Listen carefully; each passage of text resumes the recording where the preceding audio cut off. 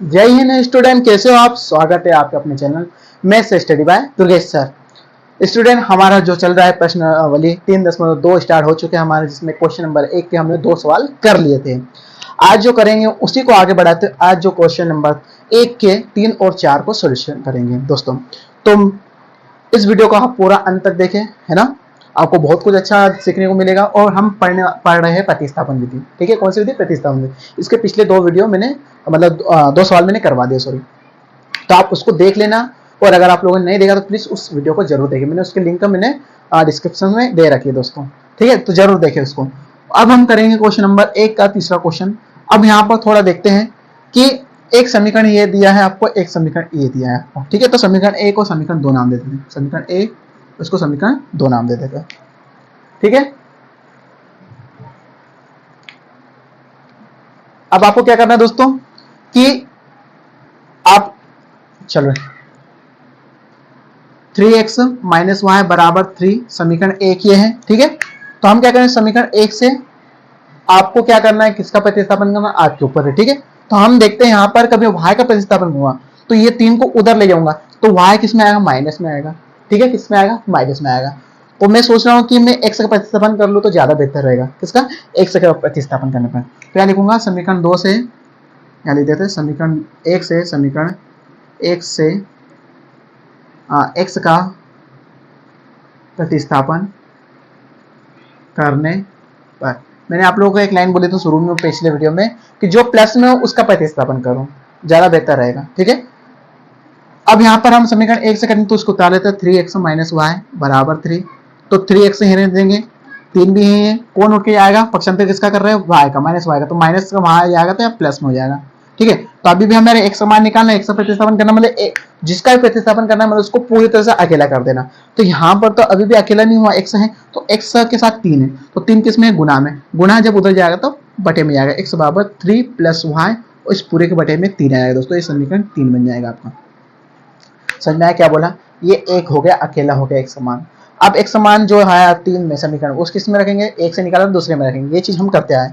तो एक समान, x का मान समीकरण 2 में रखने पर, ठीक है, एक समान समीकरण 2 में रखेंगे अपन। तो समीकरण 2 है 9x माइनस 3y बराबर 9। तो यहाँ 9x स्थान क्या आएगा, 3 plus Y upon 3 minus 3y बराबर 9। चलो इसको सॉल्यूशन करते हैं अब अपन।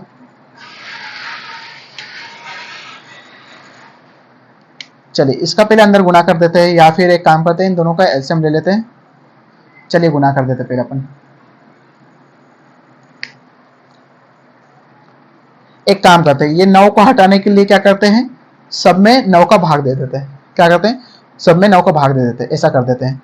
या फिर गुणा करके कर लेते हैं। ठीक है, तो गुणा करोगे तो 9 27 प्लस वाई में करोगे तो कितना आएगा, 9y बटे में क्या चलेगा, 3, क्योंकि गुणा किस में होता है, ऊपर वाली संख्याओं में, नीचे नहीं होता है।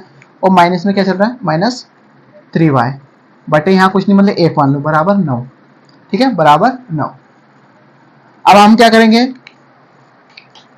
इन दोनों का एलसीएम लेंगे। एलसीएम लेना हमने सीखा था, जब भी एलसीएम लेते तो बिंदु का गुणा करते, 3 एकम 3 त्रिशा गुणा, तो 27 आ जाएगा प्लस 9y हो जाएगा, और माइनस 3 का इसमें करो 3 3 9y हो जाएगा, क्योंकि हमने एलसीएम लेना पिछली वीडियो में देखा था। ठीक है, तो एलसीएम कैसे लेते हैं, 3 एकम 3 फिर त्रिशा गुणा करते हैं, 1 का इसमें करेंगे और 1 का इसमें भी करें तो वो 1 आएगा, और 3 का 3y में करें तो ये 9y आएगा। ठीक है, अब देखो ये 3 को हमें यहाँ से हटाना है, तो 3 यहाँ से हट के उधर का जाएगा, गुणा में चले जाएगा। तो गुणा में चले जाएगा तो 27। अब यहाँ देखो दोस्तों, यहाँ पर देखो बहुत कुछ हो रहा है यहाँ पर। तो यहाँ बचा 27 और ये 9y और ये 9y कट जाएगा, मतलब 9y में से 9y घटाओ तो क्या बचेगा, कुछ नहीं बचेगा, 0 बचेगा। तो ये कट गया, नीचे क्या बचा 27 3 बराबर 9।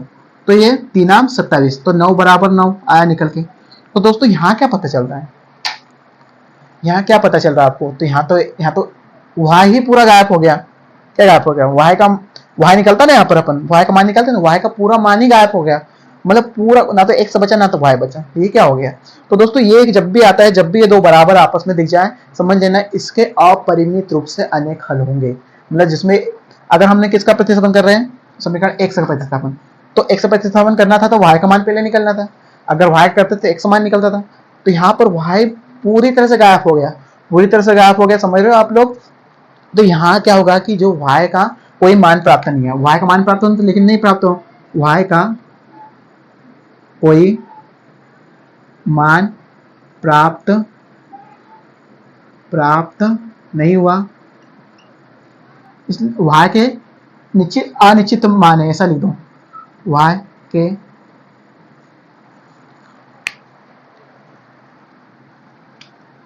y का कोई मान प्राप्त नहीं हुआ, इसलिए x का कोई निश्चित मान नहीं है, निश्चित मान नहीं। जब y का मान ही नहीं मिला तो x का मान कैसे मिलेगा हमें, जब y का मान ही नहीं मिला तो x का मान कैसे मिलेगा। मतलब हम बोल सकते हैं दोनों बराबर हो गए ना तो अपरिमित रूप से अनेक हल मिलेंगे यहाँ पर। अतः यह कथन सत्य है, y के सभी मानों के लिए सत्य है, ऐसा लिखना था आपने। y का कोई मान नहीं प्राप्त नहीं हुआ, इसलिए y के सभी मानों के लिए यह कथन सत्य है ना, ऐसे लिख दो, y के सभी मानों के लिए सत्य है।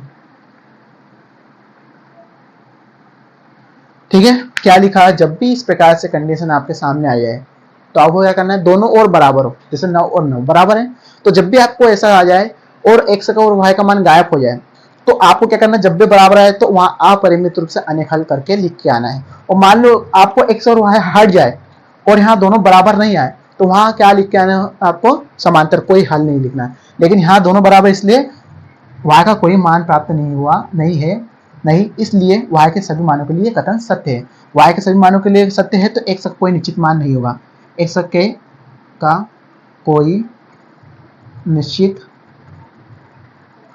मान नहीं होगा, है ना। अतः समीकरण क्यों, ये ऐसा क्यों हुआ, जैसे समीकरण दोनों समान है, अगर मैं यहाँ 3 कॉमन निकाल देता तो ये जो समीकरण है ये सेम इसके जैसा बन जाता। और जब भी समीकरण जब समान है तो वहां संपाती रेखा आती है, और संपाती रेखाएं आती है तो अनेक हल होते हैं, हमने सब पढ़ा इसमें, ठीक है। तो वही चीज यहाँ हो रही थी, तो हम पहले ही कर देता मैं, लेकिन मैं आप लोगों को समझाने के लिए मैंने इतना किया, क्योंकि यहाँ से 3 कॉमन निकाल के समीकरण दोनों सेम बन जाते हैं। तो मैंने ये समझाने के लिए आप लोगों को समझाया कि y का कोई मान प्राप्त नहीं होगा, आपको y का कोई मान प्राप्त नहीं, y के सभी मानों के लिए सत्य है, y का मान सभी मानों के लिए सत्य है, तो क्या x का कोई निश्चित मान नहीं, मतलब बहुत सारे मान हो, अनेक मान हो जाएंगे x के, कोई निश्चित मान नहीं, x का कोई निश्चित मान नहीं, इसलिए इसके अनेक हल होंगे, इसलिए इसलिए इसके अनेक हल होंगे। ये आपको लिखना पड़ेगा दोस्तों, और कोई दिक्कत नहीं, अगर कभी यहाँ तक आप कर दो तो लिख देना ये y के सभी मानों के लिए सत्य है, इसलिए ऐसा कोई निश्चित मान नहीं है, तो इसके अनेक हल है, पर जितना भी आप लिख दो तो भी चल जाएगा। तो क्वेश्चन नंबर आपका पहले का तीसरा क्वेश्चन था। अब क्वेश्चन नंबर 4 करते हैं इसी का पहले का, ठीक है, आप इसको उतार लो। चलिए स्टूडेंट, आप क्वेश्चन नंबर 1 का चौथा क्वेश्चन आज करते हैं, ठीक है। अब ये क्वेश्चन थोड़ा हटके है, क्योंकि क्वेश्चन सभी हटके हैं मेरे हिसाब से, लेकिन आप लोग समझना है, बाकी प्रोसेस तो वही रहती है। अगर आप लोगों ने कॉन्सेप्ट और विधि को समझ लिया तो ऐसे कितने सारे भी क्वेश्चन आपके सामने आएगा, आप उसको चुटकियों में सोल्व कर सकते हैं दोस्तों। तो कोई डरना नहीं, कोई बड़ी बात नहीं है, ऐसे क्वेश्चन को आप 10 मिनट देख के यहाँ डर जाओगे, लेकिन कोई दिक्कत नहीं, डरना नहीं, आपको 10 मिनट गायब करवा देता हूँ मैं। जब भी आपको इस प्रकार से दिखे तो आप एक काम करो, 10 का गुणा कर दो सभी में, दोनों समीकरण में। तो देखो 10 का गुणा करने से क्या आएगा, 0.0 गुणा 10 करोगे तो क्या होगा कि जब भी 10 का गुणा होगा तो क्या होता है कि एक जीरो है तो एक संख्या आगे हो जाती है, मतलब दशमलव के आगे निकल जाएगा। तो ये जो 2 है दशमलव के आगे है तो 2 बन जाएगा, आप और आगे जीरो का कोई मतलब नहीं रहता। तो जब भी इस प्रकार से होता है तो ये क्या बन जाएगा, 2 बन जाएगा 10 का गुणा होने पे। वैसे 1.3 है ना, 1.3 इसमें जब 10 का गुणा होगा तो ये 3 कहाँ जाएगा, आगे आएगा, तो 13 बन जाएगा, और ये 10 का कोई मतलब नहीं। आपको लग रहा है कि ये कैसा है, तो हम करके देख लेते हैं क्यों ये आया। तो देखो मैं बता देता हूँ, मान लो 0.2 में गुणा करना है 10 का, तो कुछ समय के लिए दशमलव को भूल जाओ, तो 10 में किसका गुणा करना है, 2 का, 2 शून्य शून्य 2 एकम 2, ठीक है। अब दशमलव देखो कितने संख्या बाद है, दशमलव एक संख्या, मतलब दशमलव बाद है कितनी संख्या, 1, तो आपको पीछे से एक दशमलव छोड़ के दशमलव, मतलब एक संख्या छोड़ के दशमलव लगा देना है, तो क्या है 2.0, और दशमलव बाद जीरो कोई मतलब नहीं रहता, तो क्या है 2। तो वही चीज हमें यहाँ पर आई है, तो हम क्या करेंगे, डायरेक्ट दोनों समीकरण 10 का गुणा करेंगे, हल दोनों समीकरण में 10 का गुणा, सबसे बढ़िया, और 10 का गुणा कर दिया तो दशमलव गायब हो जाएगा, जिससे आप लोग डर रहे हो। तो गुणा करेंगे, तो इसमें करो तो एक कदम आगे निकल के आएगा तो 2x हो जाएगा, इसमें करो तो एक कदम आगे निकल के 3y हो जाएगा, इसमें करो तो एक कदम आगे तो 13 हो जाएगा। ठीक है, ये समीकरण 1 बन गया। इसमें करो एक कदम आगे करो तो 4x हो जाएगा, इसमें 10 का गुणा करेंगे तो इसका आएगा 5y हो जाएगा, और इसमें करो तो ये एक कदम आएगा तो 23 बन जाएगा। समीकरण 2, मतलब आपको 10 का गुणा करने के बाद संख्या जैसी की वैसे आएगी, बस दशमलव उसके स्थान से गायब कर दो, आपको बस इतना करना है। बन गया समीकरण 1 और समीकरण 2। अब आप क्या करते हो, समीकरण 1 या किसी से भी आप y का प्रतिस्थापन करते हैं, तो हम समीकरण 1 से y का प्रतिस्थापन करते हैं, तो समीकरण 1 से y का प्रतिस्थापन करने पर, ठीक है, तो समीकरण 1 से y का प्रतिस्थापन, तो समीकरण 1 उतार लेते हैं हम, 2x प्लस 3y बराबर 13। ठीक है, अब 13 हो गया, तो हम y का कर रहे हैं तो y को अकेला करना है, तो पहले उसके पास की जितनी भी संख्या है सबको उधर भेज दो, पक्षांतर कर दो। तो पक्षांतर करेंगे तो पहले उससे y से दूर वाली संख्या, पहले 3 को नहीं करेंगे, आप पहले 3 को कर देंगे तो गलत हो जाएगा। सबसे पहले y के जो दूर है उसको पक्षांतर करा करो, जो y के नजदीक है उसको बाद में करा करो, सबसे बढ़िया पक्षांतर करने का तरीका आप लोगों को। तो सबसे y ये है, y के सबसे बड़ा पहले 3 है तो 3 का मत करो, उसके पहले 2x से 2 को, तो 2x जब इधर प्लस में तो उधर जाएगा माइनस में, क्योंकि प्लस में है ना, तो 13 माइनस 2x। अब आपको पता है कि 13 तो भाई उसका स्थान चेंज नहीं करेगा, तो ये 2x उठ के आएगा पीछे, आगे मत करना। ठीक है, अब आपको क्या करना है कि अब y को अकेला करना है, तो थर्ड समीकरण उसमें अकेला कर दें, तो 3 गुणा में तो ये जाएगा बटे में। दोस्तों y बराबर 13 माइनस 2x बटे 3। तो दोस्तों आपको क्या गलती करना, अधिकतर बच्चे क्या कॉमन गलती करते हैं कि जो 3 जो पक्षांतर करके इधर आते हैं तो कोई 13 के बटे में ही लिख देता, 2 के बटे में नहीं लिखता। तो आपको जब भी ये पक्षांतर करके इधर आएगा तो आपको दोनों के बटे में लिखना है, क्योंकि दोनों के बटे में आएगा पक्षांतर होकर, तो आपको ये गलती नहीं करना है, और ये हमारा समीकरण 3 आ जाएगा। अब y का मान समीकरण 2 में रखने पर, समीकरण 2 में रखने पर y का मान किस में रखेगा, समीकरण 2 में। समीकरण 2 क्या था हमारा, ये था, उतार लेते इसको, 4x प्लस 5y बराबर 23। ठीक है, अब इसमें मान रखेंगे तो y का मान क्या है, 13 माइनस 2x बटे 3, तो 4x प्लस 5 और y के स्थान पर क्या आ जाएगा, पूरा पूरा उतार के यहाँ रख दो, 13 माइनस 2x बटे 3 बराबर 23। ठीक है, कोई दिक्कत नहीं, कर लेंगे इसको सोल्यूशन अपन। तो देखो 5 का अंदर गुना कर दो तो क्या बन जाएगा, 4x, तो यही रहेगा 5 का अंदर 13 पंजे 5 के 15 के 5 ऐसे क्या है 3 और 1 5 65 है ना, और फिर 5 का इसमें हो गया, फिर ये देखो प्लस प्लस प्लस आया और प्लस माइनस माइनस, तो 5 के 5 5 दोनों 10 एक साथ में, और पूरे के बटे में क्या चल रहा है 3 बराबर 23। अब देखो यहाँ पर आपके सामने कंडीशन होगी कि आप डायरेक्ट यहाँ से इसको पक्षांतर कर नहीं सकते, क्योंकि प्लस में कुछ 4 है, इसके बटे में कुछ नहीं है, तो इसके बटे में मान लेना है 1। क्या मान लोगे 1। अब देखो ये भिन्न वाली कंडीशन आ गए, इन दोनों का एलसीएम ले लो, इन दोनों का एलसीएम कितना आएगा, 3 एकम 3, 3 एलसीएम आएगा, तो 3 गुना कर दो तो 3 का इसमें कर दो 4 3 चौक 12x, प्लस 1 का 65 में कर तो 65 आएगा, माइनस 1 का 10x में कर तो 10x आएगा, बराबर में 23। अब दोस्तों ये जो एलसीएम लेने के बाद ये लाइन सीधी 1 बन जाएगी, 2 नहीं बना रहा। ठीक है, अब देखो यहाँ पर 12x में से 10x गए तो कितना आएगा, 2x प्लस 65 बटे में 3 बराबर 23। अब 2x प्लस 65, अब आप करो 23 गुना 3, 23 का इधर मतलब 3 का बटे में तो गुना में चलेगा, बस मैंने वो पक्षांतर किया। अब देखो क्या हो रहा है यहाँ पर,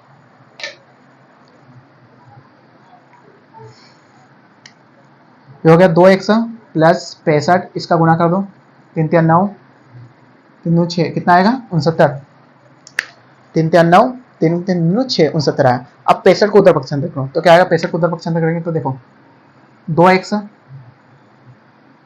बराबर 69 माइनस 65, तो 2x बराबर कितना निकल गया है 4, कितना निकल गया है 4, और x बराबर कितना है 4 बटे 2, तो x मान कितना निकल गया है 2 एकम 2 2 4, 2 से 2 कट जाएगा, 4 से 2 कट जाएगा, तो आ जाएगा अपना x मान 2।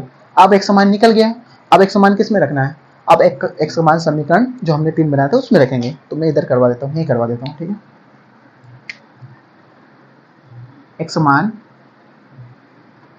समीकरण 3 में रखने पर, ठीक है 3 में रखेंगे अपन, तो समीकरण 3 हमने बनाया था y बराबर 13 माइनस 2x बटे 3, तो y बराबर 13 माइनस 2 के गुना में x मान कितना है 2, बटे में 3, तो कितना आएगा y बराबर 13 माइनस 4/3।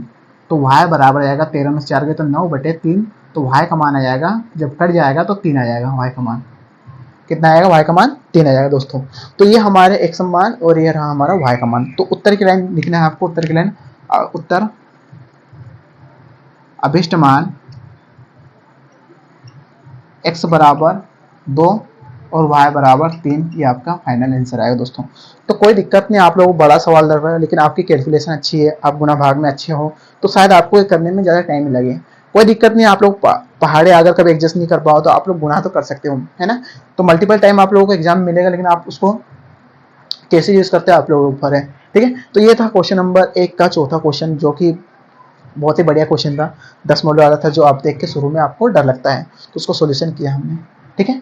तो अगर आप लोग वीडियो अच्छा लगा तो प्लीज़ वीडियो को लाइक जरूर करें और चैनल को सब्सक्राइब करना ना भूलें, ठीक है। और हो सके तो इस वीडियो को आप अधिक बच्चों तक शेयर करें दोस्तों। मिलेंगे अगले वीडियो के साथ, तब तक के लिए जय हिंद।